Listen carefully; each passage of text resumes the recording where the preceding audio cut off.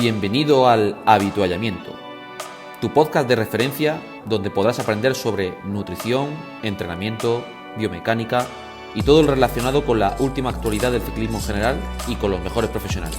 Entra y aprende.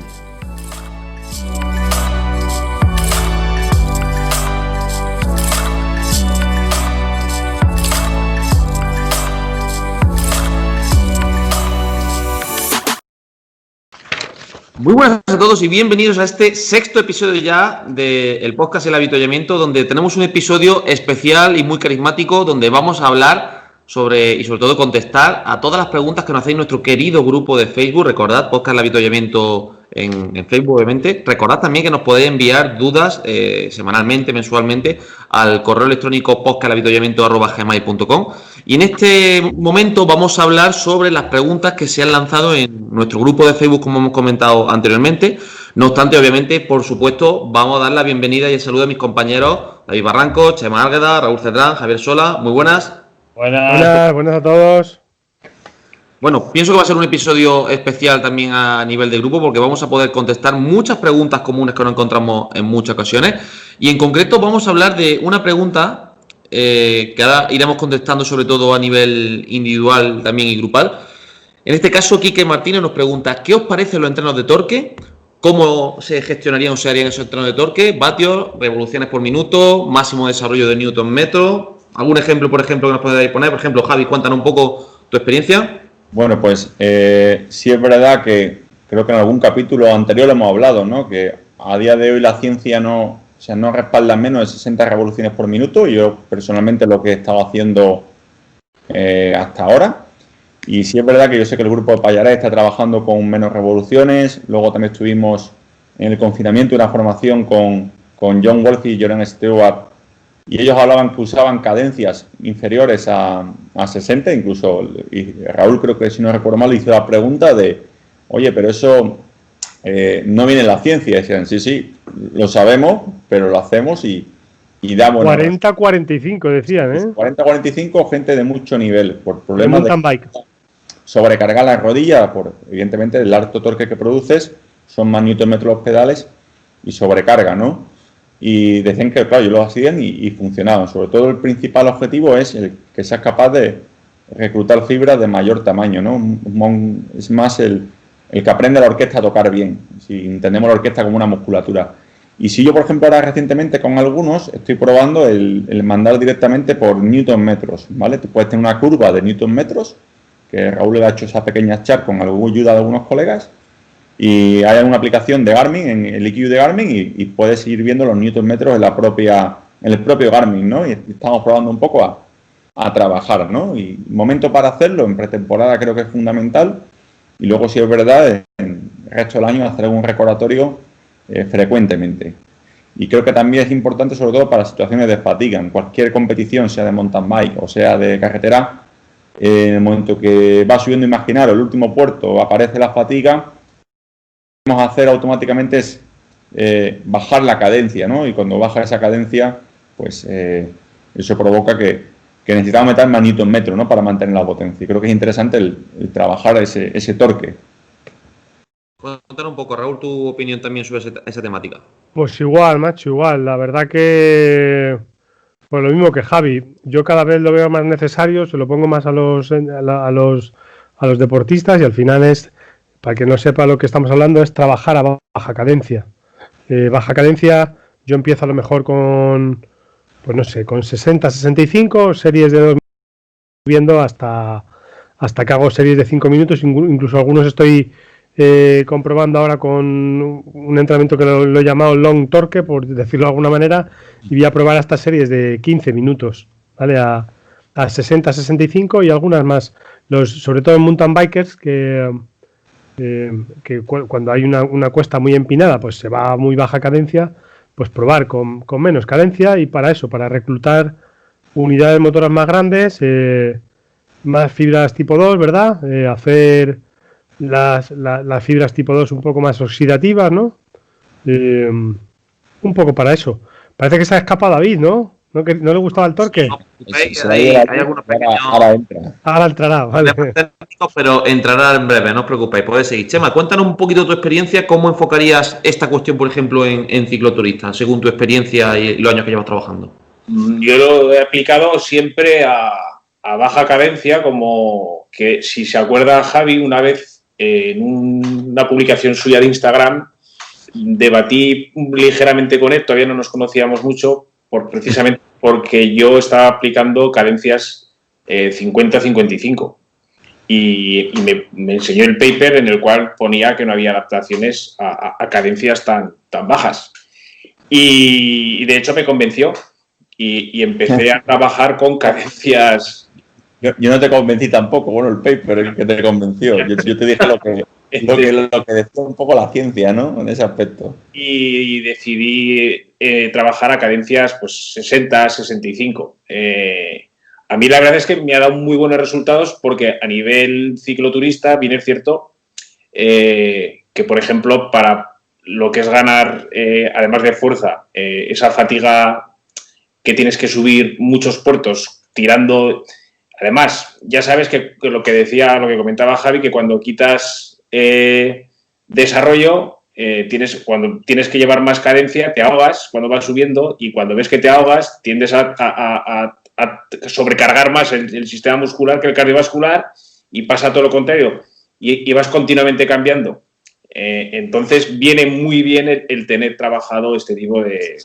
Se ve muy bien, Chema, cuando yo, por ejemplo, que monto en bici de Ivo a Breva, ¿no? Y ahora cuando volví a retomar, o sea, hacía una salida de 2 horas y llegaba a casa con una cadencia de 60. Y yo decía, ¿cómo es posible? Claro, no, a nivel de capacidad aeróbica es nula y lo único que puedes hacer es tirar un poco de meter torque en los pedales, ya está, no eres capaz de mover rápidamente lo mismo. Cuando no tienes ninguna de las dos facultades, ni cardiovascular ni muscular, es el típico que cuando vas en un puerto que va cambiando continuamente, que no tiene esa corona en la que tiene que combinar ambas, digamos... Sí, no encuentra el desarrollo cómodo nunca. Ahí está. Entonces, y es además, es muy curioso que aparte de un buen entrenamiento y una buena planificación, suelen desaparecer los calambres. Si incides en este tipo de trabajos, a la larga los calambres, salvo pero muy puntuales que incluso pueden tener incluso algún factor genético, creo yo, desaparecen los calambres. David, ¿tú qué opinas del torque? ¿Hay mucha evidencia por ahí? ¿Hay que tú sepas, ¿qué opinión tienes, tío? Aparte del entrenamiento de fuerza con los sprints. Os he perdido un poco porque se me ha ido el router, se me ha ido la luz un momento, no sé muy bien qué habéis hablado, ¿vale? Entonces, de torque, lo que yo más experiencia, o sea, yo sé que Payarés, por un comentario que hizo Zabala en un de cuando nos volvimos un poco locos en el confinamiento con los directos, comentó que ellos trabajaban en Movistar con cadencias bajas de 40, 45, si mal no recuerdo.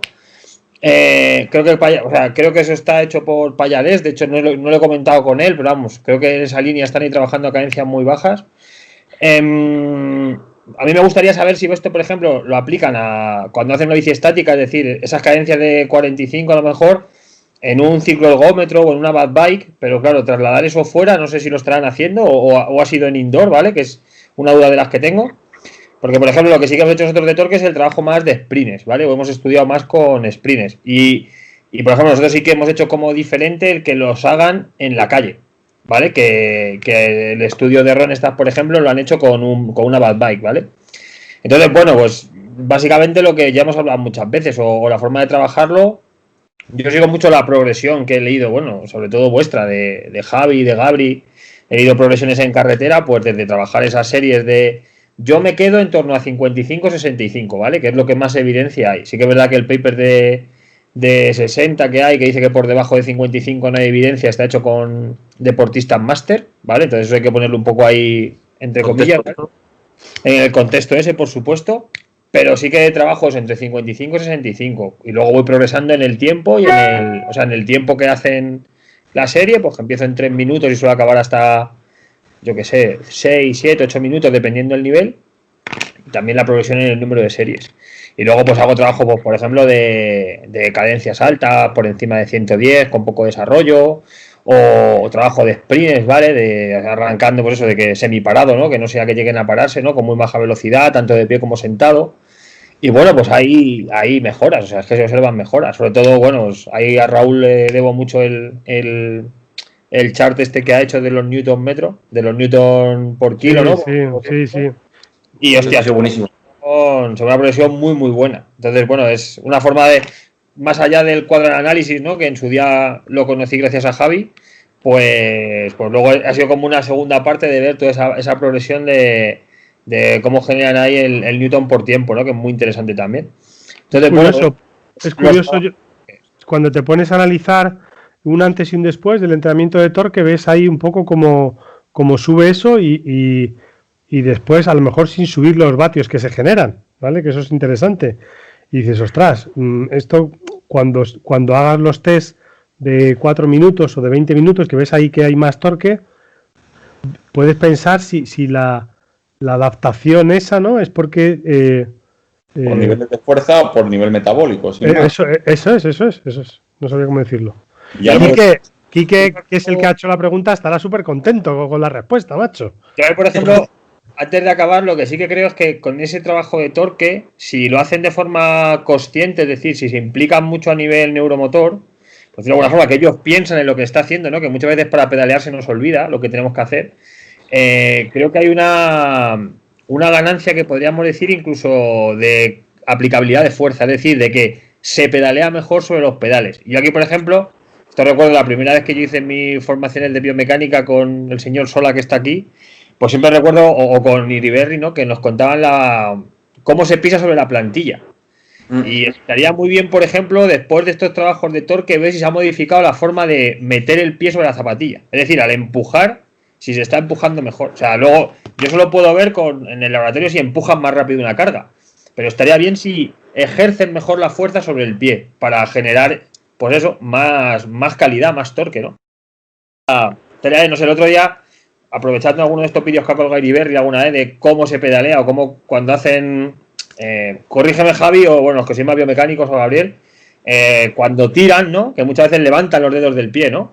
Estaría bien. Sí. O sea, el otro día me lo pensaba, tengo unas zapatillas ahí viejas que estoy por cortarle la punta y ves esos de torque que se hacen sin levantar los dedos, es decir, que empujen todo el rato hacia abajo, ¿no? Pues todo lo que hablamos alguna vez que hemos hablado de esto o con Javi o con John así o con, bueno, Dar Fisios, toda la importancia esta del apoyo del primer rack, ¿no? De lo que sería que el dedo gordo quede bien empujando sobre la zapatilla, ¿no? Eso. Y bueno, pues son temas curiosos que ya estaríamos un poco más allá incluso del torque, ¿no? De ver nuevas modalidades, o sea, por los marginal gains, ¿no? Ven, si con esa mejora que haces ahí, o con esa pequeña mejora simplemente de apoyar mejor el peso de la zapatilla, si sigues generando más vatios o te conviertes en una persona más capaz de pedalear, ¿no? Pues eso cuando tengamos a John, lo traeremos por aquí en breve, pues le preguntamos cómo se les ocurrió eso de, tanto él como Iñaki, de quitarle la zapatilla a la parte delantera para ver qué ocurría con movimiento de los dedos y distintas formas de pedalear, porque parece una prebullada, pero hasta que a alguien no se le ocurra hacer eso, pues no sabes lo que está pasando, ¿no? Y se aprende mucho con este tipo de experimentos. Con zapatillas de gente que le sacas la plantilla y la zona del dedo gordo está nueva. Sí. Y los calcetines rotos, Javi, cuéntale lo de los calcetines rotos. Calcetines rotos, o sea, gente que tiene problemas en el primer dedo y suele tener parestesias o se calcula metatarsal, muy típico que ese dedo gordo, como ha explicado David, se va levantando y es muy típico que el calcetín esté roto, ¿no? O la propia zapatilla de carrera a pie, si corren a pie, pues hace la raja ahí en la parte delantera del pie, ¿no? En la rejilla de la zapatilla. Bueno, pues nada, no aporto más. Oye, Quique, que es el que ha hecho la pregunta, Quique MQ, estará súper contento, macho. Creo que no nos hemos extendido nunca tanto con una pregunta, ¿eh? Y tenemos 64. Y tenemos 64. Vamos más rápido. Mira, esta la hace uno de mis pupilos. ¿Qué opináis de un Everesting que se han puesto tan de moda? ¿Vale? A ver, contesto yo ahora si queréis brevemente. ¿Algún beneficio de hacerlo en Swift? Más que algún beneficio será algún perjuicio, porque hay que estar zumbado para hacer un Everesting en Swift. A ver, yo los Everesting he preparado ya por suerte a pupilos y pupilas mías, unos cuantos, y oye, es gracioso para mí cuando lo veo, y para ellos no creo que sea muy gracioso, pero es es un reto curioso, ¿eh? Y es otro reto que se puede tener, aparte de hacer la quebrantahuesos o cualquier historia, hacer un Everesting. No necesitas de nadie más que de ti, de tu mujer o de algún amigo que te lleve allí las cosas. Y es curioso. ¿Qué opináis vosotros de los Everesting? Yo sí lo haría outdoor, la verdad, antes que indoor, por la cantidad de hidratación, eso saben tú más que yo, Raúl, o incluso Chema, aumenta más, ¿no? Y luego, lo que ha hablado tiene un poco arteche de rodillo, ¿no? Que no es lo mismo hacer una hora en la calle que hacerla en el rodillo. Hay más tiempo efectivo de pedaleo, entonces el castigo es mayor hacerlo en el rodillo, sobre todo a nivel muscular. Creo que no es una buena idea, o yo por lo menos no lo vería una buena idea. Pues uno de los míos lo hizo en el confinamiento, Smith, que corre en el Burgos para recaudar fondos y me dijo que una y no más. Eso me dijo. Yo es que ni me lo planteo. A mí me parece una barbaridad. El que lo quiera hacer, pues oye, es respetable. Muy motivado. Hace falta tener el coco bien despejado para meterte en un reto de estos y por supuesto en el interior ni me lo planteo. Yo ni en interior ni en exterior. O sea, de ninguna de las formas. Pues me parece... Bueno, puede ser interesante o si alguien tiene interés por hacerlo no me parece mal, pero me parece un reto muy duro, muy exagerado, al final te vas a... No sé, Javi, ¿qué tiempo se van? ¿13, 14 horas a lo mejor? No me acuerdo cuánto hizo, pero fue una barbaridad. Ay, no, es que no sé. Aquí salió un chico un día en la tele que lo hizo en Navacerrada y no sé si hizo 9 Navacerradas. Una barbaridad. O sea, no sé, estuvo noche, no sé. 12 horas, 11 horas y hizo, si no recuerdo mal, una sesión de Zoom mientras y fue llamando a invitados para hablar sobre algún tema, claro, ¿verdad? Él mientras pedaleaba y hacía entrevistas. Yo, por ejemplo, como su entrenador, me tocó ir, llamó, por ejemplo, a Jeroen Stewart, que es allí de Sudáfrica, llamó a Janet Brajkovic, llamó a algún corredor que es compañero suyo y iba haciendo entrevistas sobre temas como para amenizar el evento. Bueno, no está mal. Curioso. Pues nada, vamos a por otra. Otra pregunta que nos lanzaría Fran J. Gallego, que era la siguiente, que seguramente mucha gente tiene interés en esto, es ¿cómo sería posible saber a partir de qué determinado peso se sube o se baja la relación vatio-kilo del atleta? Aquí creo que Raúl hizo alguna incidencia y tal vez a lo mejor la pregunta exacta sería hasta dónde se puede bajar o subir de peso para mejorar las condiciones de la relación vatio-kilo. ¿Qué podría aportar ahí, chicos? Raúl, yo, a ver, nos quedamos todos pillados. Pues es una pregunta complicada. La pregunta es sencilla, las respuestas son complicadas. ¿Qué tipo de deportista es? Habría que ver. Va a rodar en llano. Es un tío fuerte que va a rodar. Es un tío muy, muy delgado que va a subir. Tenemos ejemplos de deportistas que suben muy bien con 50 kilos, pero en un pelotón sub-23 llega de arriba y cuando empiezan a bajar se quedan los últimos porque no tienen peso para bajar. Entonces ya no es una cuestión solo de subir, sino también de bajar, de tener en el llano pues también cierta masa para que la inercia se siga moviendo. Yo tengo unas tablas ahí hechas también en WKO que compara un poco los kilos que ganas y los vatios que ganas en la relación vatio-kilo con el VO2 Max y el FTP. Y lo decirlo de siempre, que al final no solo es el vatio-kilo. El vatio-kilo viene muy bien cuanto más aumente la relación para subir pendientes largas y de más del 6%, ¿vale? Insistimos en eso, pero viene muy mal subir la relación si tienes que bajar en un pelotón y hay bajadas largas o hay llanos donde se va a sufrir más, no sé. Yo creo, Raúl, que lo ideal es que el preparador te conozca bien y entre el preparador y el deportista ver un poco cuál es el peso ideal que debe manejar, ¿no? Yo, por ejemplo, experiencia personal mía, hace muchos años cuando competí eso, pues me obsesioné un poco con el peso, ¿no? Creo que todo el mundo se ha obsesionado y creo que ese año bajé a 69, algo así, con un 86 que tengo. Y claro, lo que eso me supuso bajar A 69 era el puerto que hay aquí de referencia, que es un poco el puerto de Las Palomas, la zona de Cádiz, aquí cercano a Sevilla, pues bajarle a ese puerto 30 segundos. Pero ¿qué pasa? Luego en el llano se iba que no, o sea, no iba como que me faltaban fuerzas. Y claro, al final, si vas a mejorar un poco a un puerto de 12 kilómetros, 30 segundos, pero vas a llegar a pie de puerto totalmente mermado, pues no vas a subir luego rápido, ¿no? Y creo que hay que encontrar muchas veces ese equilibrio, es el complejo y que tiene que ser algo que se experimente mucho, ¿no? No sé cómo lo veis ustedes, o los deportistas vuestros. Yo, además, creo que lo comentamos en el grupo entre nosotros, que también creo que tiene que ver algo con el componente muscular a nivel de fibras, porque no solamente ya es el peso. Tú puedes tener una buena relación peso-potencia, por ejemplo, como decía Raúl, para subir puertos más bien tendidos, tipo Somport, tipo Portalet, que son, por ejemplo, puertos que más conozco, puertos que no tienen pendientes excesivas.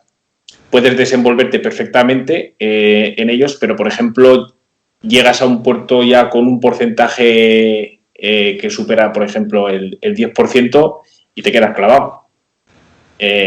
¿Qué pasa? Que tienes una buena relación peso-potencia para llanear, que no pierdes potencia llaneando. Puedes hacer puestos delanteros en pruebas de gran fondo, salvo en aquellos donde te meten puertos ya excesivos, o sea, con porcentajes demasiado exigentes. Pues es muy complicado el saber hasta qué punto puedes llegar. Con el char que sacó Raúl en WK sí que sabes más o menos lo que vas a ganar de vatios kilo y lo que tienes que ganar de potencia, lo que tienes que perder de peso, pero luego a la hora de enfrentarte en distintos porcentajes eso no se traduce igual. Y no sé si fue uno de los preparadores del Burgos BH que hizo un hilo en Twitter precisamente sobre esto, sobre el tema de los vatios kilo. Sí, Alexis, hizo una ponencia en el Congreso, sí, ¿no?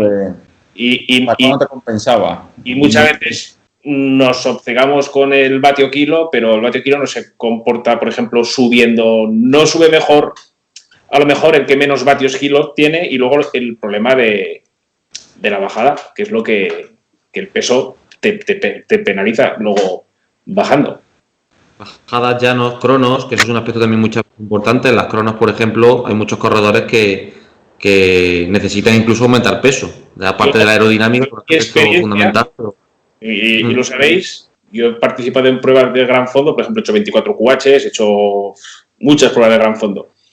He ido muy delante en muchas de ellas, incluso en quebrantahuesos, por ejemplo. He llegado en cabeza hasta los últimos 4 kilómetros y en los últimos 4 kilómetros me han metido 4 minutos los que realmente suben bien. Sin embargo, he hecho pruebas de gran fondo de 160 kilómetros con los mismos metros o más metros de desnivel acumulado y con puertos, digamos, sin porcentajes excesivos, más bien pues 4, un 6, un 8 como mucho, y llegar delante, ¿sabes? No sé, Chema, si habéis leído, o los que estáis aquí, el libro Plomo los bolsillos. ¿Lo habéis leído alguno? Sí. Que va contando pequeñas historias del Tour de Francia y del ciclismo, y se llama el libro Plomo de los bolsillos, porque uno de los capítulos es de un corredor francés de los años 50, 40, no recuerdo. Sí. Que aspiraba a ganar el Tour y pesaba 45 o 50 kilos, y arriba de los puertos le echaban plomo en los bolsillos para que pudiera bajar. Y es curioso. Es curioso, es muy bueno ese libro, ¿eh? Muy bueno, recomendable. Aquí en Madrid hace años había un entrenador que les mandaba meter peso en los botes para subir los puertos. Para subir con más peso, para subir lastrados, entre comillas. Y iban a hacer los puertos con los botes, los tenían por ahí guardados al pie de Morcuera algunos, y cuando llegaban ahí al puerto se los metían, hacían ahí las... y luego los bajaban. Yo del vatio kilo creo que al final es algo muy, muy personal de cada uno, y yo creo que al final, no sé, yo retomo un poco las palabras que dijo Arteche el otro día, que cada uno tiene que centrarse un poco en lo que es bueno. Y que por mucho que mejores el vatio kilo no quiere decir que luego vayas a subir mejor. Porque si mejoras mucho el vatio kilo, te van a freír por el llano y vas a empezar a subir muerto, pues de nada te ha servido subir el vatio kilo.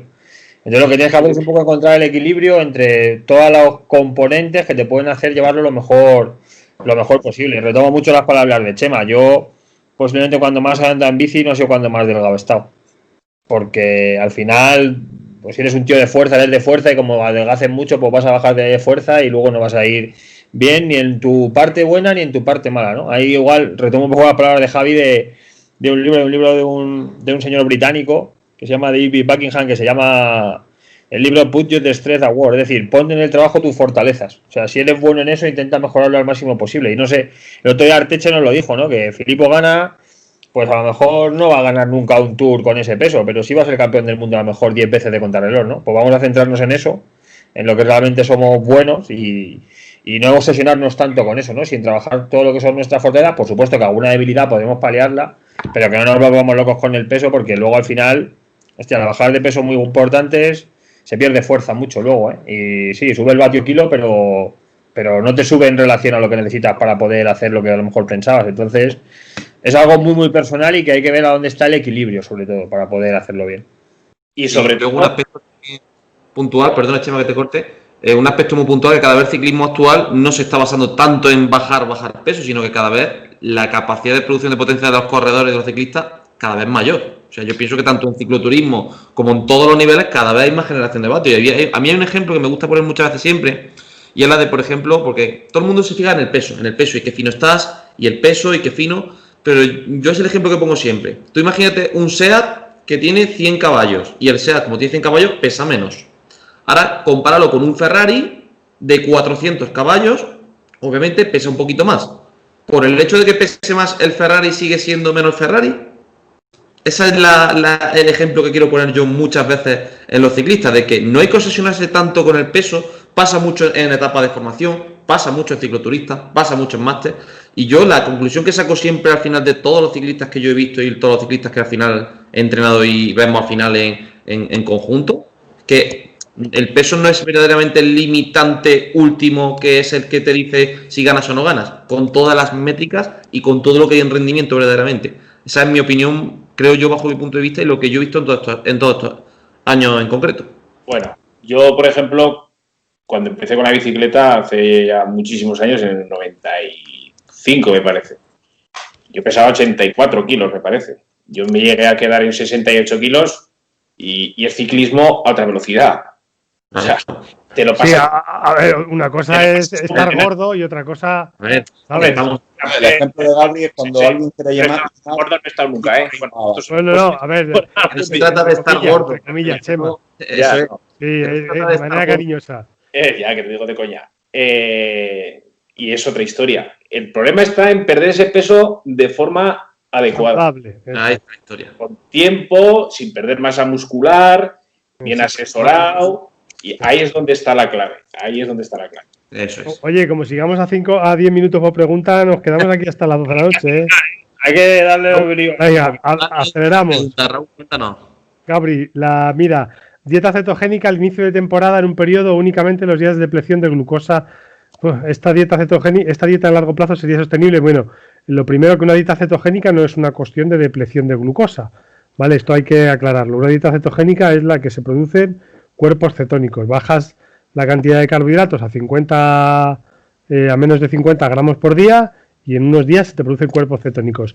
Yo la dieta cetogénica la utilizo mucho con cicloturistas que tienen que perder peso, ¿vale? No porque la dieta cetogénica en sí sea para perder peso, pero sí me vale a mí en periodos 3-4 meses, tenemos que perder peso y se aplica una dieta cetogénica, la gente come menos, llevan bien el día, no hay ansiedad por la comida, pero en cicloturistas, amateurs, en profesionales, gente de alto rendimiento, lo he probado alguna vez y no lo vuelvo a probar, ¿vale? Porque al final todos los esfuerzos glucolíticos se van a tomar por culo y están 2 meses, pierden 6 kilos, 7 kilos y después se jode todo el tinglado, ¿sabes? Sí, me repite una experiencia que tuvimos nosotros hace 5 o 6 años con uno de nuestros clientes, Juan Miguel, le mando un saludo si escucha por aquí, que era deportista máster. Cuando estaba un poco de moda esto, pues hablamos Sergio Fuente, que es el nutricionista nuestro de la empresa, y yo, oye, probamos esto con alguien, y claro, tampoco vas a probarlo con alguien sin consentimiento, ¿no? Y decimos, ¿quién quiere probar? Y él dijo, venga, yo me ofrezco. Me acuerdo que perdió 5 o 6 kilos, en esfuerzos submáximos, aquello era un tractor, es decir, se pegaba horas y no se cansaba, pero lo que tú dices, en esfuerzo glucolítico, que para carreras máster es fundamental, eso desapareció. Es decir, se convirtió en un diésel puro y duro. Entonces, claro, yo para competición, o sea, como te he dicho, no lo recomendaría nunca y la única experiencia que teníamos con él fue esa, con ese deportista y no fue satisfactoria para el objetivo que él pretendía buscar. Y es que además lo malo es que tú dejas de hacer la cetogénica y no se retoma eso, ¿sabes? O sea, ese es el problema. Yo, por ejemplo, si tengo deportistas y este año lo voy a probar, voy a entrar a un deportista nuevo que hace biopackaging, que no sé si sabéis lo que es. No, os lo cuento, ¿vale? Pues en septiembre, tiene 16 días y medio, ¿vale? Para salir de Bilbao, ¿vale? Hacerse 3.500 kilómetros y volver otra vez a Bilbao, ¿vale? O 3.600 kilómetros. Con la bici empaquetada de cosas y tú te buscas la vida, no hay avituallamiento, nada, tienes que sellar en algunos sitios y apáñate, ¿eh? ¿Pero qué es, la Vuelta a España o algo así? ¿O cómo va a hacer? No lo sé, 3.600 kilómetros no sé, pero debe ser parecido. Tienes que ir a ciertos sitios. Entonces, en ese tipo de personas, pues a lo mejor, de hecho se lo he planteado, digo, mira, vamos a hacer esto, tío, porque, oye, a lo mejor si tú tienes que pedalear 8 o 10 horas todos los días, ¿sabes? A 20 por hora, a 22 por hora, ¿vale? Entonces, en este tipo de personas, pues oye, pues yo creo que a lo mejor es lo ideal. Vas a necesitar menos hidratación, vas a necesitar menos comida. Cuando llegues a un sitio, te comes unos huevos con bacon en cualquier sitio, ¿sabes? Y te apañas para el día siguiente, ¿sabes? Entonces, en este tipo de experiencias, pues creo que sí, pero para perder peso, cicloturistas, bien. Lo que decíamos, para competir, cero. A lo mejor donde la intensidad no es tan importante. Eso. Y que se podría instaurar este tipo de estrategias nutricionales, pero cuando hay que hacer intensidad, al final aunque bueno, se pueden conseguir adaptaciones que mejorarían un poquito a lo mejor, ¿no? el metabolismo de la grasa, pero aún así, si hay que hacer intensidad, necesitamos otro tipo de sustrato para poder apretar. Yo lo que he hecho también con buena experiencia es hacer dieta cetogénica y un día a la semana mandarle intensidad, ¿vale? También a los cicloturistas que quieren tienen problemas con el peso, pero no quieren perder el motor, entonces a lo mejor mandarle un día de series glucolíticas el miércoles o el jueves y la noche de antes meter a lo mejor 150 gramos de arroz o 200 gramos de arroz y por la mañana comer carbohidratos, ¿vale? Hacer el entrenamiento con alta disponibilidad de glucógeno y después ya de entrenamiento no volver a cargar. Una dieta, una experiencia eso pues que me da buenos resultados porque no pierden esa chispita que necesita un cicloturista en algún momento, ¿vale? Y tenemos los beneficios. Pero bueno, eso que no lo hagan la gente en su casa sin supervisión, ¿vale? Gabri, la siguiente. Vale, perfecto. Vamos a otra. Uy, se nos ha salido un momentillo, dame un minutillo. A ver, ahora. Vale, bueno, ¿hasta qué punto subir la curva antes de trabajar la resistencia a la fatiga? Javi, Chema. ¿Qué se refiere exactamente? Yo creo que lo mejor sería al revés, ¿no? ¿Hasta qué punto es necesario subir la curva, supongo que de manera los vatios, para arriba, antes de empezar a trabajarla hacia la derecha? Yo lo suelo hacer al revés, pero bueno. Sí, por eso te quiero decir que ya prácticamente resistencia a la fatiga se empieza a entrenar desde en la propia base. Cuando todavía no te has centrado en subir esos puntos, digamos, más oxidativos, ¿no? Digamos, hacia la derecha. Yo no me lo planteo hasta ese punto. Simplemente empiezo a trabajar resistencia a la fatiga, pues a lo mejor depende del perfil del ciclista o más del nivel, la sexta semana, quinta, en la octava, novena, eso ya lo veo yo en función de cómo es el ciclista, y luego ya sería más cuestión a lo mejor trabajar. ¿Tienes tú en el grupo este de Forches en el Coches for Coches? Sí, ahí tienes tú precisamente un trabajo que a mí me gustó mucho de cómo utilizas para desarrollar la zona tempo, se podría decir, ¿no? Sí, ahí hay. Es donde se realiza la mayoría, algo de sweat spot. Sí. La pregunta que hace el señor quizás es aplicable para alguien que lleva mucho tiempo estando parado o que tiene una condición física muy baja porque no ha entrenado. O sea, cuando tú empiezas a entrenar, al principio te interesa mejorar la curva en esfuerzos estando fresco, ¿no? Mejorar un poquito tu capacidad. Y una vez que mejoras un poco el nivel, pues ya puedes intentar mejorar en fatiga. Pero eso sería en casos de alguien que es muy, muy novel, ¿no? Si ya lleva muchos años de experiencia, pues como decía ustedes, ya desde el principio de temporada, en la propia base estás pensando en mejorar ello. Y además, si en la primera salida que tengas en grupo, por ejemplo, el fin de semana, que vayas un poco alegre, si no has trabajado durante mucho tiempo a determinada potencia, vas a ir subiéndola, porque depende también el tipo de recorrido, vas a ir elevándola y lo que es las medias de la estamina, ¿no? Que es la media de las 2 horas y la media de las 3 horas de potencia. Después ponía el chaval hasta cuándo podemos subir el consumo de oxígeno, supongo el V2 Max o el FTP antes de trabajar la fatiga. Pues yo creo que justo es lo que estamos diciendo, se hace al revés, ¿no? Se trabaja un poco la curva de manera extensiva, es decir, trabajar la resistencia a la fatiga y después, pues un poco antes de la competición, se trabaja el FTP y por último el consumo de oxígeno de manera tradicional, ¿vale? Eso es un poco lo que hacíamos. La estamina, por cierto, es el fondo, para que luego alguno que lo escuche, lo que se considera el fondo del ciclismo. Bueno, chicos, Gabri, la pregunta esta de más controvertida, hazla tú, si quieres. A ver si la encuentro, porque entre todos los comentarios, espérate, a ver que lo veamos. Bueno, nos preguntaban en concreto, mientras estoy buscando el comentario, sobre un tema relacionado con el intrusismo y el uso, sobre todo, o el tema de la titulación en el campo del entrenamiento, ¿vale? Perdonad, pero no lo estoy encontrando ahora mismo. Bueno, la pregunta es, ¿qué opináis del intrusismo laboral en vuestra profesión? ¿Vale? ¿Quién se atreve primero? Por alusiones, señoría. Chema, me parece que nos va a tocar a nosotros dos, ¿eh? Yo cuento un poco mi experiencia. Sería yo... Que hable los intrusos primero, ¿no?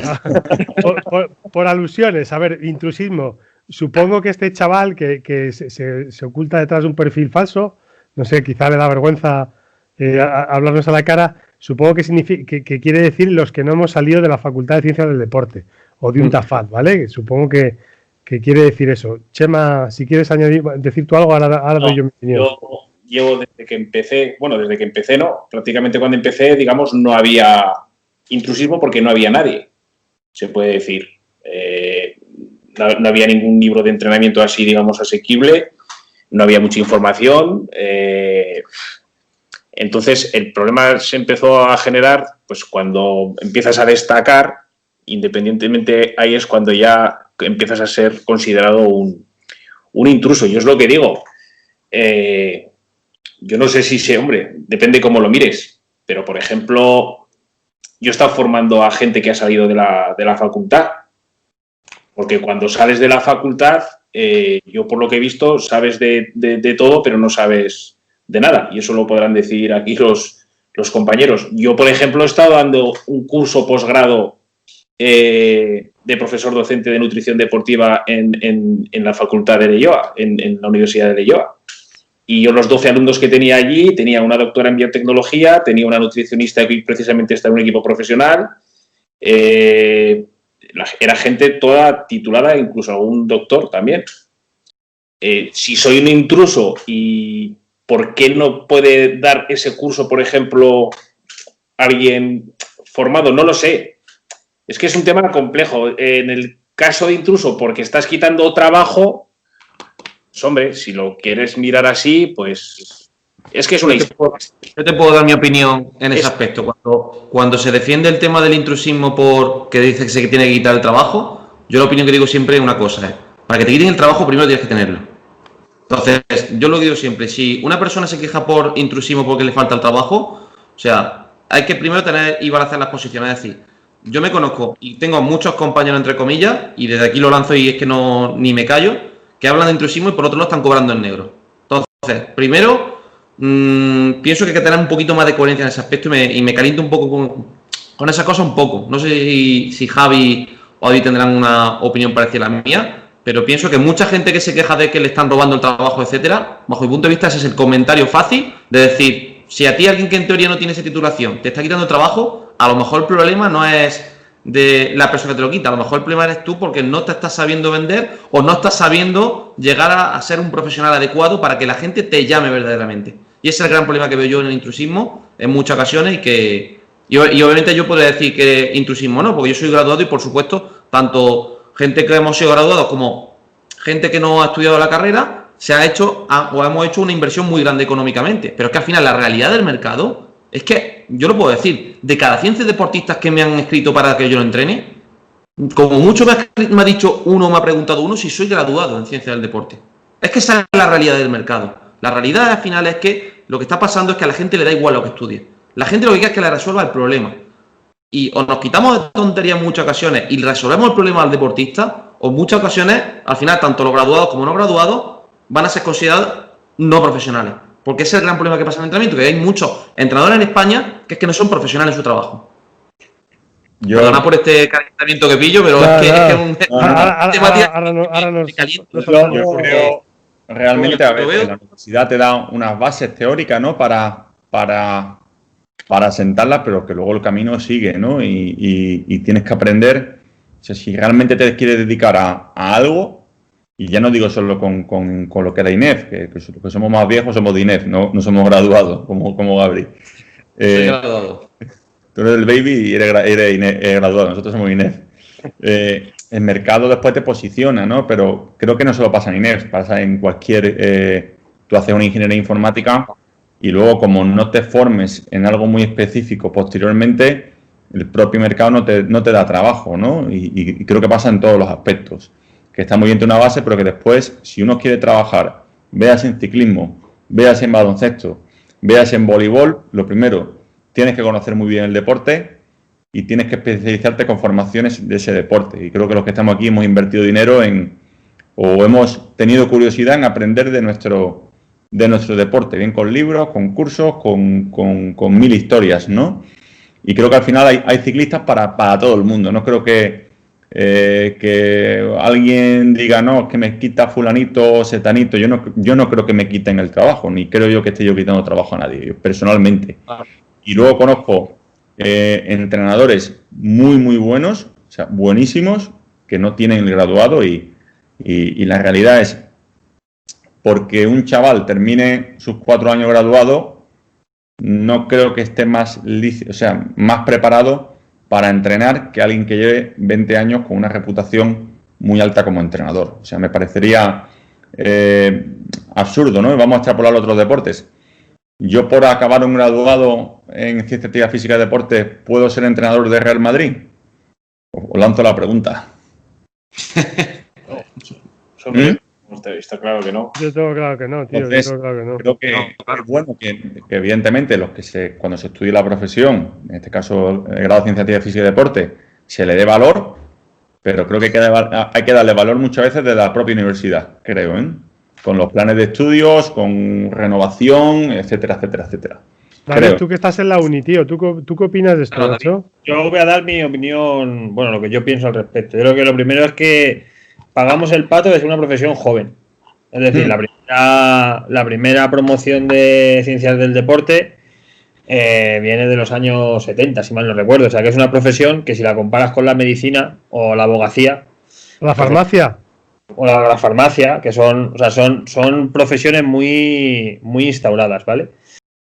Pues se paga un poco el pato de ser una profesión joven, por decirlo de alguna forma. A partir de ahí, nos podríamos meter en un tema muy arduo y muy complejo, pero es que aquí hay un pastel en el que están metidas las universidades, federaciones, Consejo Superior de Deportes, etcétera, etcétera, etcétera.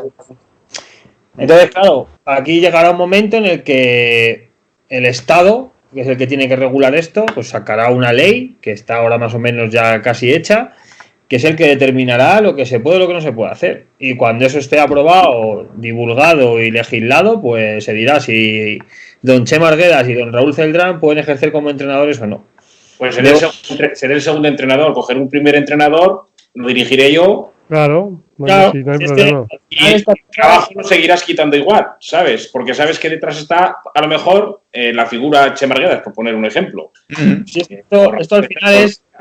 Yo creo que lo que no podemos es tampoco poner los palos en las ruedas. Y ya está. O sea, si la profesión ahora mismo está así, pues está así. Y yo creo que sí que hay que poner en valor el papel del licenciado y acabo corporativismo, ¿vale? Por mi profesión. Pero sí que creo que las instituciones que regulan toda la parte profesional, pues tienen también que dar un paso adelante y decir, bueno, pues lo vamos a regular. Pero claro, si te pones a regular todo esto, hay un pastel importante, que hacer las cosas.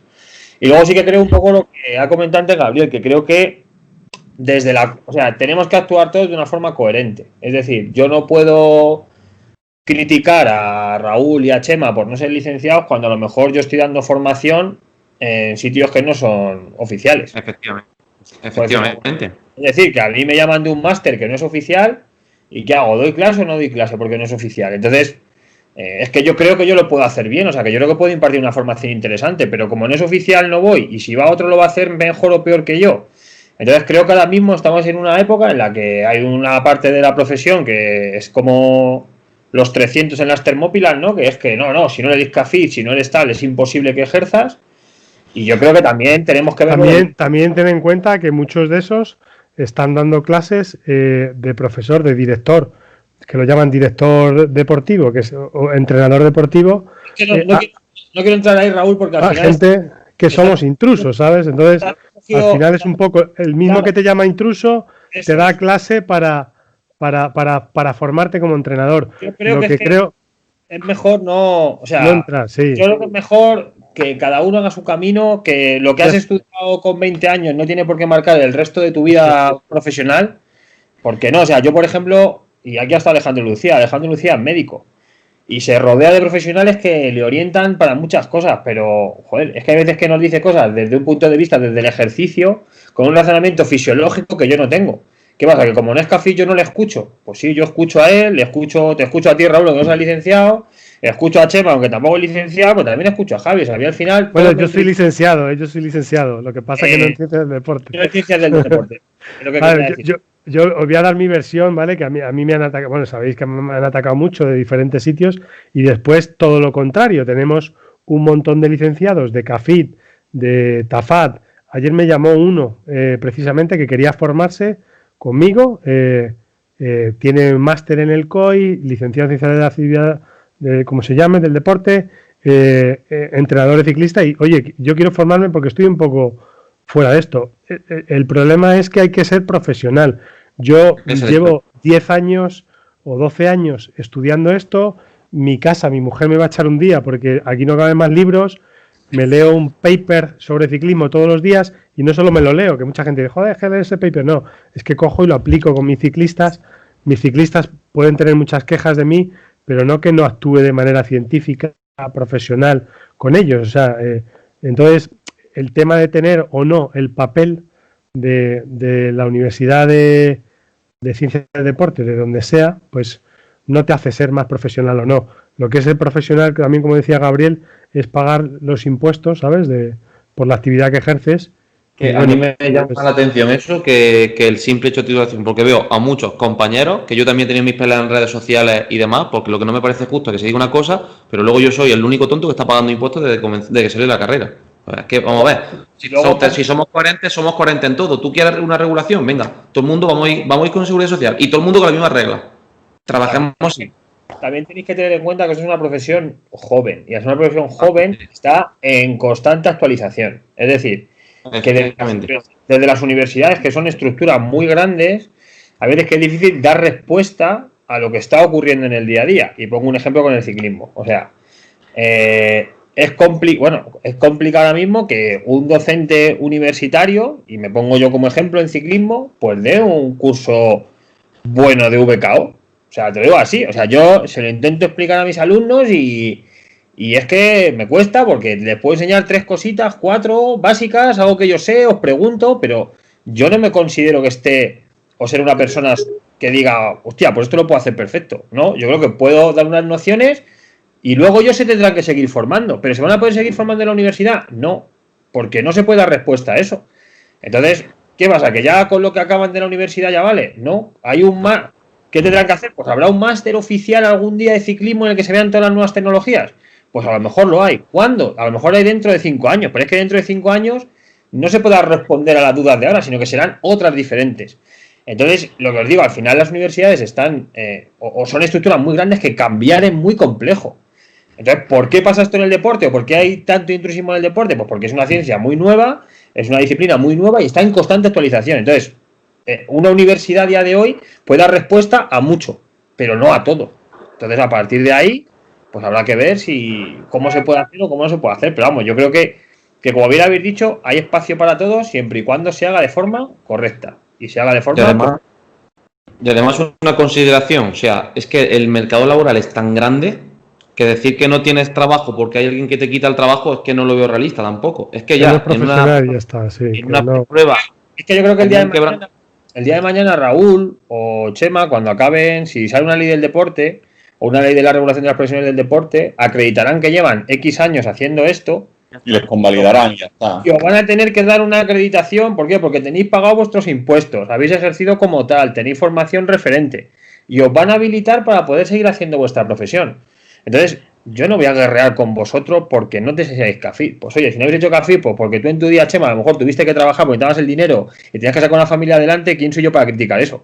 Pues nadie. O sea, nadie. Y a Raúl igual, si el día de mañana, él con 19, 20 años tuvo que elegir su carrera y a lo mejor pues su familia tiene tradición de farmacia o hubo un profesor de química que le gustó mucho y le llevó a la farmacia, pues si lo ha descubierto con 28 años que lo que le gusta es el deporte, ¿quién soy yo para decirle, no, tío, tú es que no puedes hacer esto?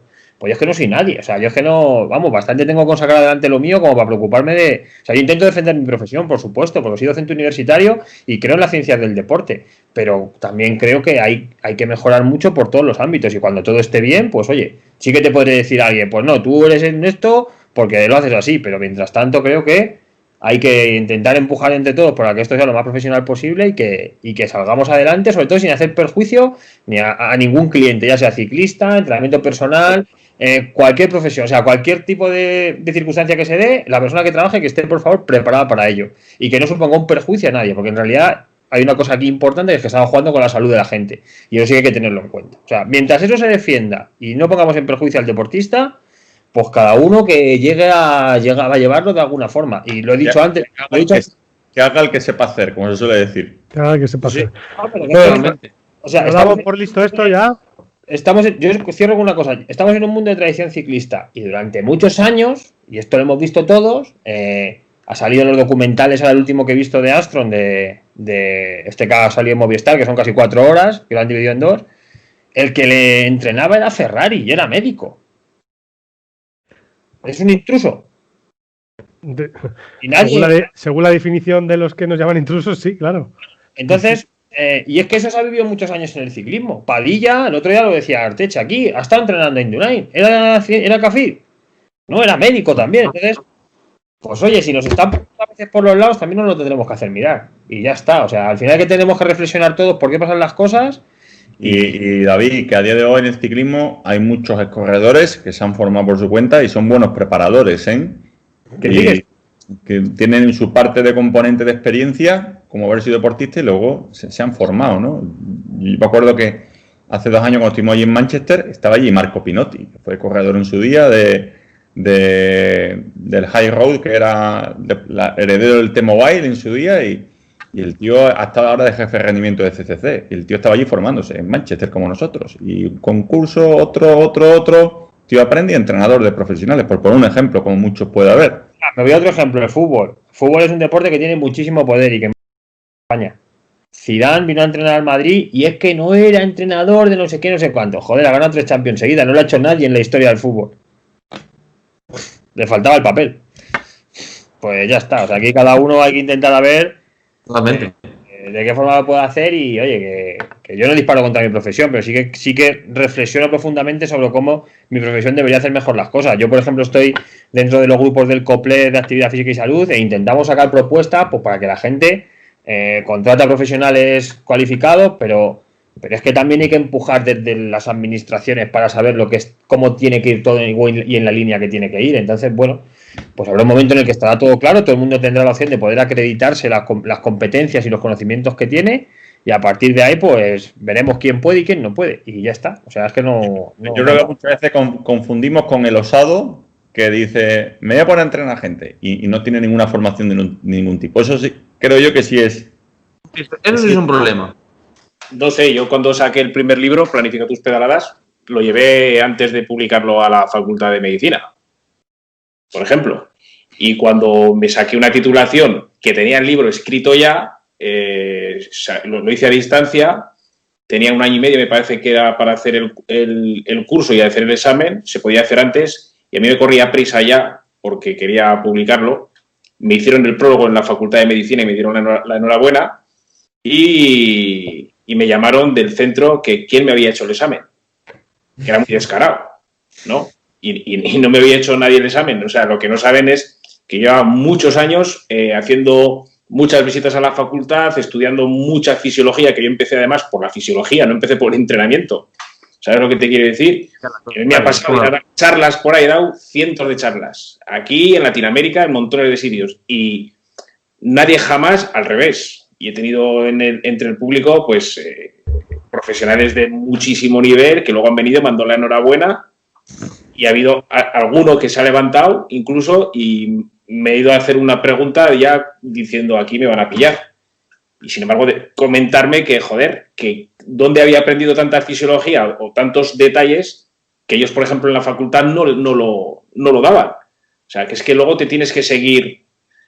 En la universidad, por ejemplo, haciendo que ha hecho nutrición, luego hizo la especialidad deportiva. Y en tercero de carrera, que tenían nutrición deportiva, cuando el primer día de clase o el segundo día de clase, la profesora, tú no serás familia de Chema Arguedas, sí, pero ese es mi padre. Joder, ¿sabes? Hostia, tu padre, algo habrás hecho bien. ¿Sabes lo que te quiero decir? Entonces, luego los que te vienen a llamar intrusos suelen ser, no sé, perfiles también distintos, más conflictivos, ganas de confrontamiento, envidias, porque es que no lo entiendo. ¿Sabes lo que te quiero decir? Yo pienso que este tema de ser. En fin, dejamos ya el tema este que se nos va la hora. Vamos a ir, venga, rápido. Chema, mira, en Zaragoza hay velódromo, pero no hay ciclismo de pista. Hay escuelas de niños. ¿Cómo podríamos empezar con los niños a hacer pista? Javi, esa a lo mejor te incumbe a ti también. Sí, hombre, no, esa le incumbe a Javi totalmente, que es el experto en pista. Bueno, al final, como yo veo en cualquier sitio, como no haya un club que realmente haya alguien que le guste la pista y se involucre y lance una escuela, es complicado, ¿no? Aquí, por ejemplo, Dos Hermanas ha tenido mucha tradición de ciclismo en pista y se dejó de lado muchos años, ¿no? Y hasta que el club de aquí, Dos Hermanas, no volvió a lanzar escuelas y había gente motivada a trabajar con los chavales, pues es complicado. Siempre suele haber en ciclismo alguien que es apasionado, que se pone a trabajar. Pero en Zaragoza pasará igual, aunque tengáis un velódromo, si no hay alguien allí en un club que tire del carro para trabajar con la base, pues complicado. Pues, Jesús, ya sabes la respuesta, macho. Te toca hacer una escuela de pista. Una pregunta que hacían antes es... si me permites decir una cosa, Raúl, rápida. Yo creo que también es importante que la federación dé un empujoncito. O sea, que se genere, a lo mejor hay algún tipo de... Por ejemplo, aquí en Madrid hay una idea que no sé si se llevará adelante, pues de hacer un intervelódromos. Es decir, aprovechar los diferentes velódromos de la Comunidad de Madrid pues para poder hacer competiciones y algún tipo como de liga, ¿no? Igual que hay de fútbol, pues copiar esos modelos a nivel de velódromo. Yo creo que hay también la federación, pues, aparte de los clubs, interactuar por ambas partes e intentar impulsar ese tipo de dinámicas, porque además ya no solo la pista, o sea, que se está viendo que el ciclista que hace un poco de todo, o sea, ya el modelo, yo creo, de los años 80, 90 o sea, no es que desaparezca, pero está muy en desuso. El ciclista que solo hacía carretera, el que solo hacía mountain bike, no. Yo creo que ya vivimos en una época en la que el ciclista tiene que ser de todo. Tiene que hacer un poco de pista, tiene que hacer un poco de ciclocross, tiene que hacer... David. Bueno, y mucha gente que entiende de pista mucho más que yo, como yo que sé, gente como Jaume Mas o Raúl Mena o Dida, gente que conozco de pista, que es la base, ¿no? Un poco del ciclismo, ¿no? Se aprende a rodar en grupo, a ir a rueda, a cómo dar los relevos, o sea, aprenden muchas cosas, hasta el tipo hacer ese pedaleo constante, continuamente. es fundamental, creo yo, el que se fomente el ciclismo de pista, ¿no? Y te va a dar una base técnico-táctica que luego te va a servir para cualquier disciplina que practiques. Así es. Bueno, y que estamos viendo ciclistas de pista, que sé, Raúl García, así campeón de España y vuela en pista. Coño, los ingleses, ¿no? Los ingleses tienes ahí a Wiggins, Thomas, el propio Filippo Ganna, bueno, Cavendish, ¿no? Gente que viene de la pista y está arrasando por todos lados. Gabri, siguiente pregunta para ti. Mira, gimnasios cerrados. ¿Qué ejercicios haces en casa de fuerza? Fuera de la bici. Con los gimnasios. Trabajo de estabilización central, por ejemplo. Trabajo de core sería una buena alternativa, ya que normalmente mucha gente no va a tener material. Pues todos los trabajos relacionados con trabajo de la musculatura central que sean de mantenimiento o control de fuerza sería interesante. Y luego, por lo mejor, progresionar a lo mejor de trabajo en sentadilla, ahora mismo sin carga, para trabajar la movilidad de cadera, movilidad articular. Pues podrían ser unos buenos comienzos a nivel general, estamos entendiendo, para una persona que quiere empezar a trabajar algo de fuerza y que eso luego a posteriori podrá ya ir progresando ya con especialistas. Javi, si realizas entrenamiento cruzado, correr y bici, pero trabajando con gran volumen las dos partes, ¿hasta qué punto afecta un entrenamiento al otro en la capacidad de cada disciplina?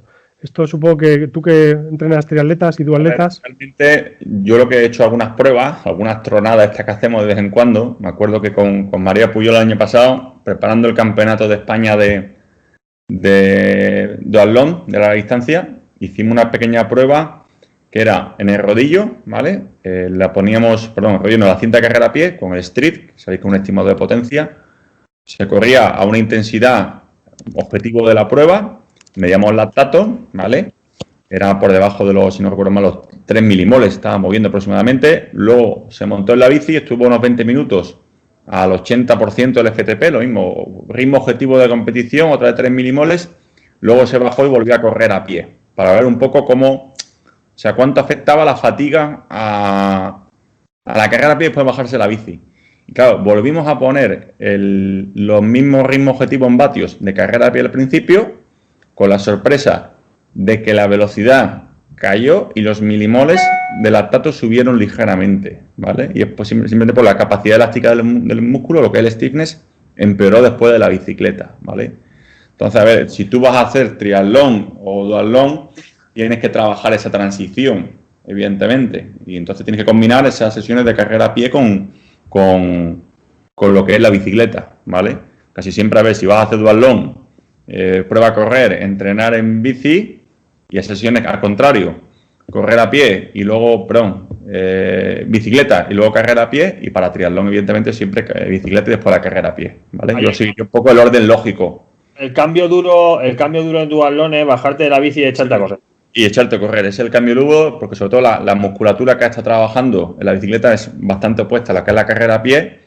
Y como os he explicado, nosotros lo que vimos que el stiffness, la capacidad elástica del músculo, empeora mucho al bajarte de la bici. Y claro, para la misma estimación de potencia que hacías antes de montar la bici, el ritmo caía. O sea, era peor el ritmo y la producción de lactato aumentaba, ¿vale? Eso a modo de curiosidad. No sé si se me ha explicado bien o se ha entendido bien porque... Yo lo he entendido perfectamente. Es un poco complejo.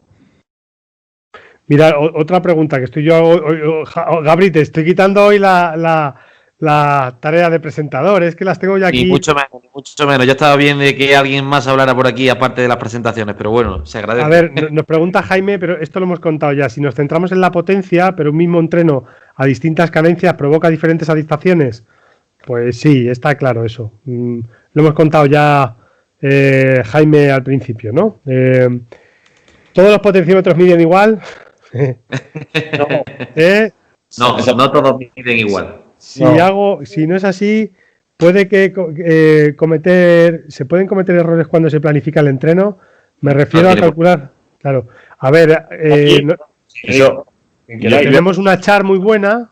Que incluso que se busque la charla en el congreso que dimos otro día en Colombia, Arteche y yo, que está colgada en Facebook en la página del congreso, que Arteche comentaba que incluso en un propio equipo que te sirve la misma marca de medidor de potencia, puede haber variaciones. Decía que ellos, por ejemplo, en Ineos tienen hasta cada corredor en torno a 8 bicicletas.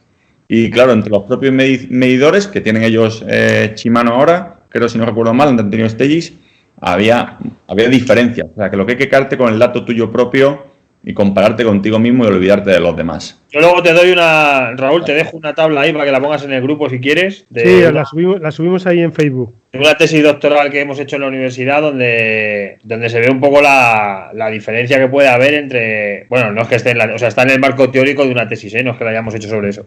Y se ve más o menos lo que puede haber de diferencia, pero lo importante es que siempre las mediciones sean constantes sobre ti, que al final es sobre lo que tú vas a utilizar. O sea, si tu medidor mide bien constantemente, tus zonas de entrenamiento van a estar bien. O sea, es que ahí no hay posibilidad de fallo. Por eso no te puedes comparar. Y que David, que hay mucha diferencia entre marcas muchas veces. Eso lo diga, por ejemplo, Mare Vilanova, que es mi compañero en el Massey Tactic. El año pasado, la concentración del equipo que hicimos en noviembre, la primera, cada corredora con su bici propia, su medidor. O sea, hicimos un test en subida de 10 minutos y claro, el mismo día, todas las corredoras, una tras otra, modo crono, mismo segmento.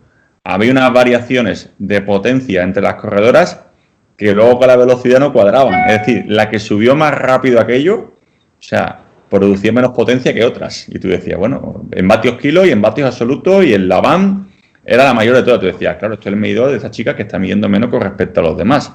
Entonces, lo importante es que cada uno sepa qué medidor tiene y se compare consigo mismo.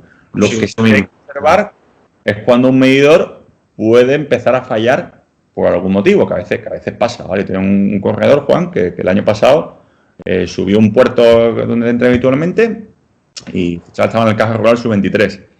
Le dieron la bici al principio y eso empezó a fallar el medidor.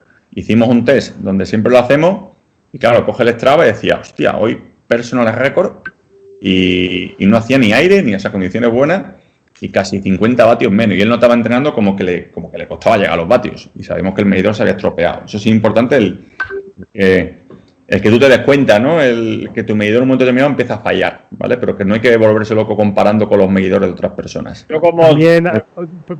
También los que trabajamos aquí con WKO tenemos las curvas estas de Indoor, MTB y Outdoor, también para comparar un poco los diferentes medidores. Perdona, David. Como que ahora... Lo que te iba a decir es que nosotros, Javi, comparado con eso que decías tú, nosotros que vamos a empezar a hacer a lo mejor ahí en la uni con algún deportista es cuando detectemos esas cosas vamos a tener más o menos establecido la diferencia de unos faveros, unos pedales.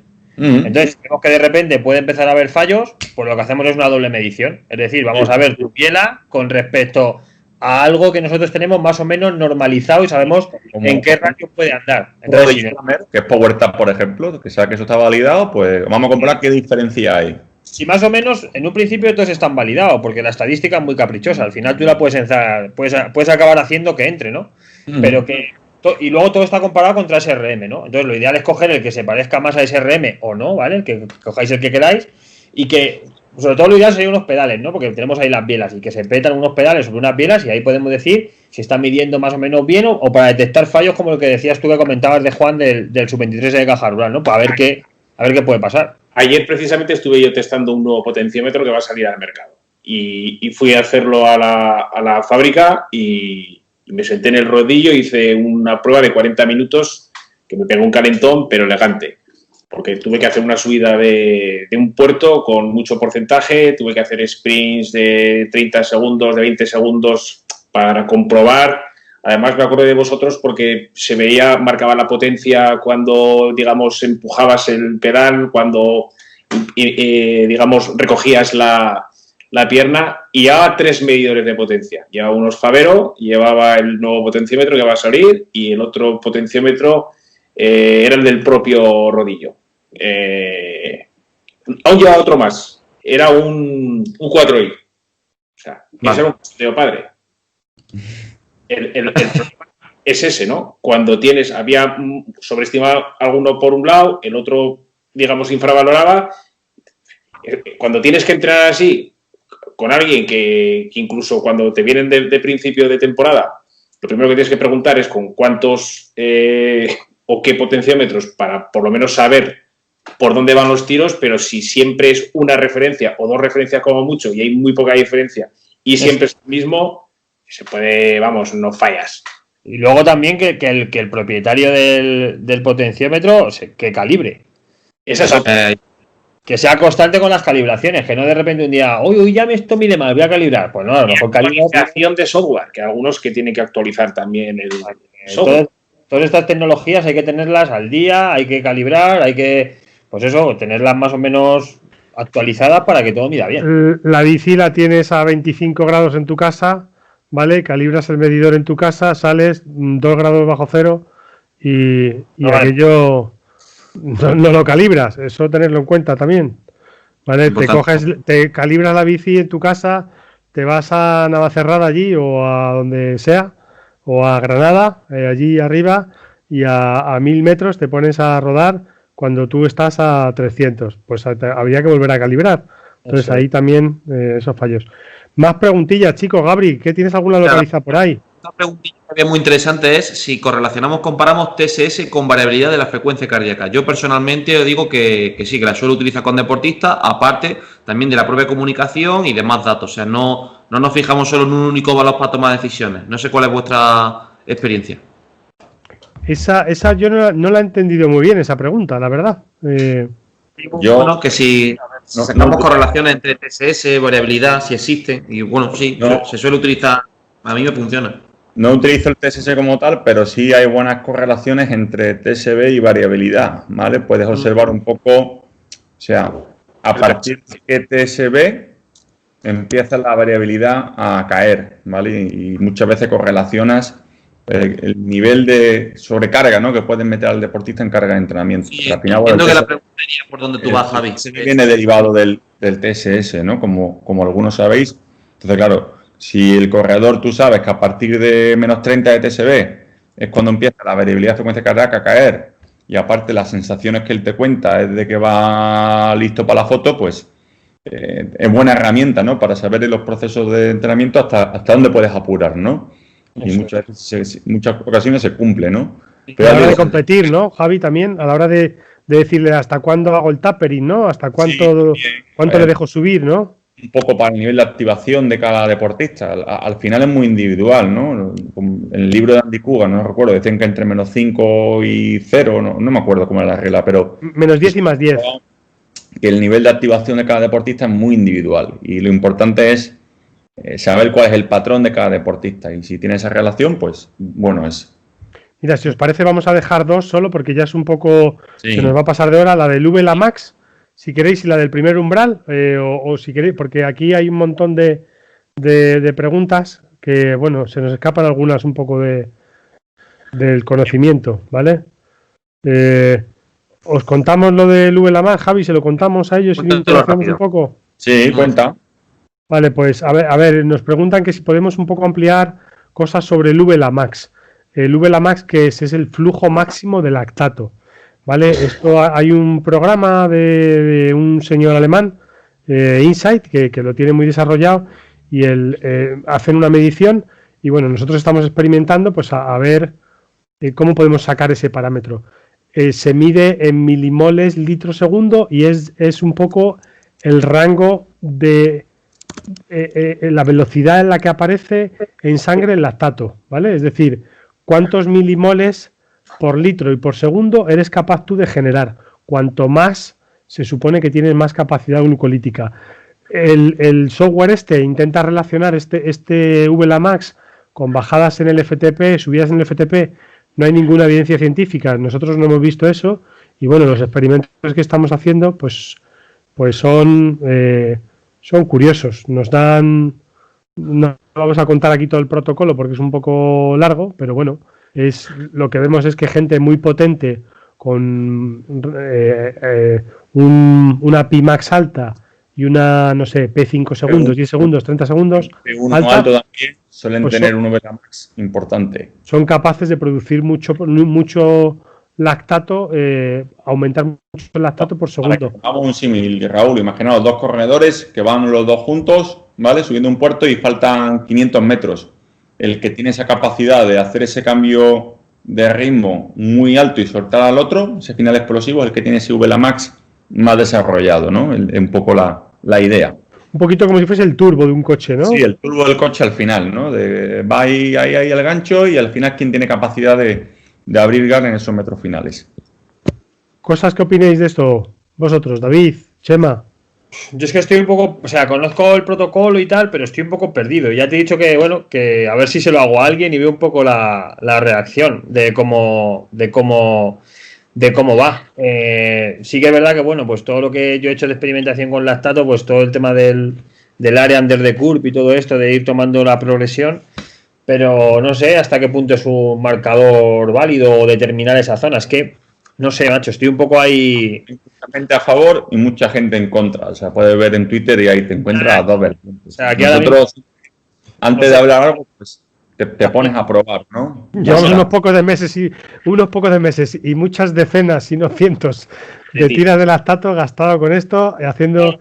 Es que, o sea, yo ya sabes, Raúl, lo que pienso muchas veces del lactato que hemos comentado. Y bueno, pues es todo lo que ha habido que controlar para que ese valor sea estable.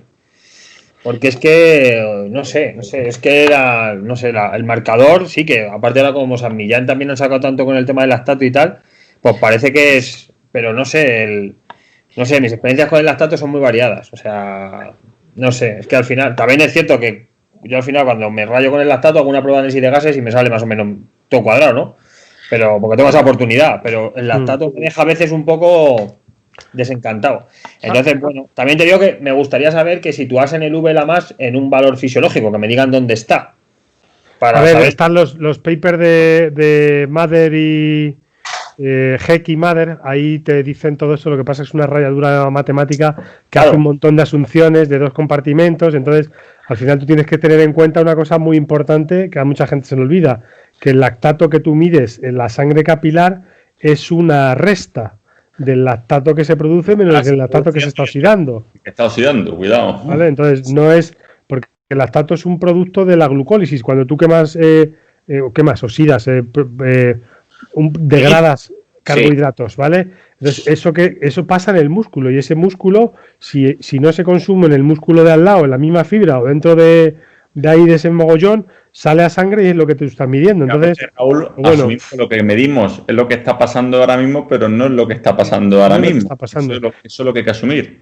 A ver, mi opinión es una cosa muy curiosa. A mí me encanta medir lactato, también por el contacto con el deportista, porque me ha enseñado un montón de cosas, ¿vale? Cosas que están en papers que dices, hostia, ¿esto cómo lo hacen así? Si realmente pasa otra cosa. Cosas que se hacen incluso en pruebas por ahí, que ves por ahí, que hacen incrementales de 1 minuto, de 2 minutos, y dices, hostia, esto, ¿cómo pueden sacar este valor si al final el lactato que tú estás midiendo es de 5 minutos antes? Te enseña un montón de cosas. Yo a los entrenadores que me preguntan les animo porque aprendes un montón, pero el tema del VLA+ es una cosa que describe lo que pasa. Yo no lo utilizaría como marcador de rendimiento. O sea, si baja o sube, yo sé lo que está pasando, ¿vale? Pero no como un marcador que esto sea mejor o sea peor, sino que describe lo que pasa. Sería interesante saber cómo desarrollas luego aplicando el entrenamiento a ese VLA+. Por ejemplo. Sí, la idea, Chema, es que si tú haces intervalos para mejorar esa capacidad glucolítica, pues acabas mejorando ese VLA+, ¿vale? Pero eso se podría decir que es por ende. Sí, claro. Sí, por eso. Entonces, pero lo que haría falta saber... a mí no me hace falta, por ejemplo, saber... Una métrica para saber que lo que tú estás haciendo te está funcionando, entre comillas. Eso es. Eso sí, vale. Eso es. Digamos que sería una consecuencia de un entrenamiento. Eso es, exactamente eso, Chema. También os digo una cosa, que estamos intentando simplificar lo máximo posible todo. Y la estamos tirando para... El grupo de Payales está intentando hacer pues que con una única prueba hagas gases, hagas lactato, lo saques todo, hagas toda la película en un momento, y ahora mismo para hacer este tipo de test es que te vas a 12, 14, 15 tiras de lactato. O sea, que es una... Estamos hablando de 3 pavos por día. O sea, en la potencia crítica, donde tengo el FTP, donde tengo el MLS, donde tengo el VLA+, donde tengo el VT1 y es... Entonces, si fuese un determinante de lo que o un determinante del comportamiento de lo que está pasando y fuese clave, vamos, nos hincharíamos a hacer estos test, pero me falta verle esa parte de ¿para qué? Y con qué objetivo. No, mira, al final lo tenemos muy claro. El tío que produce más lactato es el que más potencia produce, digamos, entre 5 y 25 o 30 segundos, ¿no? ¿Vale? Porque eso es... Entonces, si tú, el tío que le estás entrenando, es capaz de hacerte un P 30 segundos más rápido antes, a hoy, que hace un mes, ha subido el VLA Max. Eso es casi de cajón. Javi, ¿verdad? ¿Sí o no? Sí, eso al final con la discusión de los que estamos un poco haciendo la historia esta, que lo decía Hamish Ferguson, ¿no? Que no entenderá el podcast porque no controla español. No, por eso estamos hablando aquí, estamos largando, porque no nos entiende ninguno. Decía, esto está muy bien, pero al final lo que a mí me interesa es que el tío entre 30 y 40 segundos produzca más potencia. Decía, se acabó. Es que qué más da que tenga... Es que es por lo que digo, por ende. O sea, si has mejorado es porque tienes más capacidad.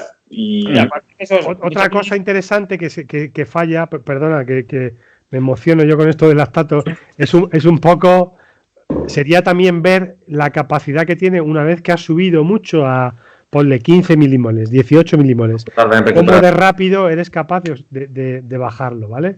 Entonces ahí es ese punto que también a mí me gusta ver con algunos deportistas, es decir, oye, tú eres capaz de meterle, hacer un sprint de 30 segundos y meterte en 15 milimoles, pero ahora rodando a 200 vatios, ¿cuántos minutos tardas en bajarlo a 1,5, ¿sabes? Eso también. Bueno, pero, en fin. Y eso al final me parece bien, pero es como cuando calculas el área under de curve, es decir, desde que acaba el esfuerzo al pico y cuánto tarda en recuperar. Yo pregunto ahora mismo, y soy muy de la teoría, yo, a mí Ferguson, no sé si, pero nos lee bastante y el tío está ahí siempre contestando cosas. ¿Qué utilidad me lleva a mí a eso? ¿O para qué eso me resulta práctico? Pues eso es lo que estamos un poco viendo, macho. Esa es la pregunta. Eso habrá que preguntárselo. Lo que pasa es que el alemán no sabe español tampoco. Claro, yo me gasto 50 euros en tiras y le hago 2 test a 2 deportistas. Vale, ¿y ahora qué tengo? Yo te digo, mira, pues ha tardado a recuperar tanto, ha tardado. Pero es que al final muchas de esos esfuerzos de 30 a 40 segundos máximos son esfuerzos finales que van a acabar. O sea, se acaban, se cierran. Exacto. Entonces, ¿para qué interés tiene el sacar el lactato ahí? Bueno, en una prueba de pista de esas que cada 10 vueltas hacen un sprint a tope, a lo mejor sí podría valer, ¿no? Pues por ejemplo puede tener más, pero es que los sprints esos no son máximos. Y luego tú nunca son máximos. Además tú no tienes bueno, no es que no sean máximos, ojo, pueden ser máximos, pero tú no tienes el de la recuperación. Siempre guardan un punto porque saben que si no, muchas veces mueren en la siguiente vuelta, ¿no? Claro. Se producen ataques, que tienes que entrar al ataque, coger la rueda, o sea que claro, nunca... Cuando el contexto del deporte es tan abierto, es muy difícil controlar ese valor, porque no va a depender de ti. En cambio, el problema que yo le veo aparte es que es complejo de entender, porque el vatio lo entienden fácil. Mira, tú tienes que ir aquí y esto es lo que hay. Y luego ya nosotros a lo mejor tendremos que saber que ahí está su punto de VLA más y ojo a partir de estos vatios que se puede disparar o etc. Pero me falta que me lo digan y que yo diga, hostia, esto vale. Esto me vale. Mira, mi opinión final de esto es que a mí me ha flipado a hacer el proyecto un montón de contacto con el deportista, ver la dinámica del lactato cuando tú ves la curva de potencia y ver cómo cada uno tienes diferente, o sea, a mí me encanta por todo lo que aprendes detrás, que ¿sabes? Después se trata el rendimiento. Raúl, o sea, para entender esto, en mi opinión, ya sería que es como hay que sacar un cacho músculo, hay que hacer una biopsia. Sí, lo que pasa es que eso no nos dejan, tío. Y ahí sí que entendemos ya la película completa. Una biopsia es sacar un cachito de músculo del cuádriceps, del recto anterior, lo congelamos y entonces vamos a ver esas correlaciones, la tipología de fibra. Eso es lo que falta ahora mismo un poco en ciclismo para rizar el rizo. El que coger una muestra buena y que se dejase sacar un cachito para entender todo el contexto. Porque creo que, igual con el lactato vemos lo que pasa un rato antes, o sea, cuando tenemos lo que tenemos ha pasado ya, pues para entender lo que ha pasado nos falta esa parte de la película. Es el coger ese cachito de músculo y ver qué ha pasado en ese momento. Pero claro, esto es complicado. Ya la cosa se complica más todavía. Acabamos con la del VT1. Chema, la base VT1. ¿Qué hay que hacer con el VT1? Hombre, cuanto más aumentes ese VT1, vas a ser mucho más eficiente, vas a ahorrar más depósitos de glucógeno para cuando quieras, digamos, ir más rápido. Explícalo un poco, ¿qué es? Explicarlo, Gabri, Chema, explica tú el VT1, qué es lo que entiendes o para que cualquiera lo entienda. es digamos, el primer umbral ventilatorio que se realiza con lo que sería el umbral aeróbico, para que nos entendamos, que es como resultante de una prueba de esfuerzo con análisis de gases, y sería el punto de inflexión a partir del cual empieza ya a entrar en acción lo que es el consumo de glucosa, siempre combinado con las grasas, que conforme vas aumentando la intensidad, se solapan ambos, digamos, combustibles, y conforme más intensidad vas utilizando más glucosa y vas degradando tus depósitos del hígado y de los músculos. Por lo tanto, cuanto más desplaces ese VT1, que eso lo vas a hacer trabajando a intensidades muy bajas, justo por debajo de ese umbral o un poquito por encima, vas a conseguir ser más eficiente. Y, por ejemplo, mañana en la ponencia que doy en las jornadas de resistencia, tengo 2 pruebas de esfuerzo del mismo ciclista, de entrenar un año a su bola, y cuando vino a hacerse la prueba de esfuerzo al año siguiente, ese año estuvimos entrenando juntos, hizo su buena base y se ve espectacular en la línea morada de lo que es el VT1, cómo se desplaza pues prácticamente 60 vatios. 50 vatios. Prácticamente con las mismas pulsaciones. Entonces, y bueno, esto se puede conseguir pues también con alguna estrategia nutricional, a lo mejor, con lo que sería, pues, a lo mejor en algún entrenamiento en ayunas, incluso la dieta cetogénica, a lo mejor. Pero bueno, no sé si me he explicado perfectamente. Pues ahí está. Bueno, pues con esto ya podemos dar por concluido este episodio, chicos. ¿Os parece bien? Perfecto. Sí, demasiado ya. Creo yo. Cada vez hablamos más.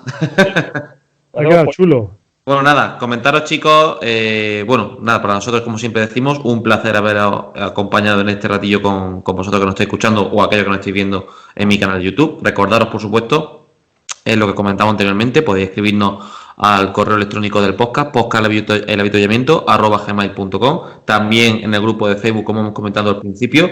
Y bueno, no sé si tenéis que comentar algún proyecto último. Creo que Raúl y Javi tenéis un webinar el próximo 17 de diciembre, ¿puede ser? ¿O? No, hemos cambiado la fecha, Javi. ¿Qué fecha era? Hemos cambiado al 23 porque vamos un poco... 23, vale. Entonces, bueno, ya sabéis que tenéis... aquí, ahora mismo. Yo te voy a comentar una cosa, es que Raúl viene a visitarnos a Madrid este martes. Ah, ostras, es verdad. Tengo que dar una charla allí de... Viene a hacer una charla a los alumnos de la maestría de ciclismo sobre periodización nutricional en... El intruso va a dar una charla a la universidad.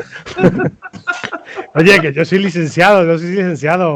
Bueno, da igual. Guay. Sí. Has venido a mi universidad. Sí. Ahí en mi clase, vamos. Creo que nos puede dar una visión muy interesante de las cosas que hace, de las experiencias que tiene con deportes, además que compartimos muchas cosas de nutrición y seguro que será interesante. Incluso tengo peticiones de alumnos para poder venir, o sea que ya te diré a ver cómo lo hacemos. Vale, oye, incluso voy a aprovechar ese día, hacerle una prueba de VLA Max y un incremental de lactato a uno de mis deportistas allí en Madrid. Pues lo mismo le digo que se venga también para allá, ¿no? El tema es que con el COVID estamos un poco limitados de espacio. Vale. A ver qué aula tenemos. Vale, de acuerdo. Lo que sí que a lo mejor le podemos hacer es darle un enlace para que lo vea en directo. Vale, venga, pues eso guay, eso perfecto. Eso sí lo podemos hacer, ¿vale? Guay, perfecto. ¿Alguna cosilla más, Chema? ¿Algún proyecto que quieras comentar? ¿Nada más? Chema sigue a tope, no puede con más gente. Chema está totalmente lleno, o sea... El proyecto Soy Planifica sigue ahí. Perfecto. Muy bien. Bueno, yo comentaros que personalmente el próximo miércoles 16 de diciembre a las 8 tenéis un taller gratuito, ¿vale? Que será muy cortito, de 20-30 minutitos, donde hablaremos del trabajo de fuerza específico en bicicleta y que tendréis también en la descripción de mi canal de YouTube en concreto y también en las redes sociales si nos seguís adecuadamente. Pues con esto acabamos. El que quiera saber más del torque. Bueno, efectivamente, ahí podemos hablar un poquito, entre otras cuestiones, del torque. Así que nada, por nuestra parte nada más, daros las gracias a todos los que nos estáis escuchando, a todos los que nos estáis escribiendo y a todos los que nos estáis viendo, porque somos conscientes de la gran cantidad de personas que estamos recibiendo y sobre todo el feedback positivo que estamos recibiendo. Y bueno, yo, como siempre digo, en nombre del grupo doy las gracias. Espero que aquí también que nos estáis viendo, todos mis compañeros estarán dando también las gracias. Y nada, cualquier cosilla que necesitéis, nos vemos en las redes sociales. Venga. Adiós. Hasta luego. Hasta luego.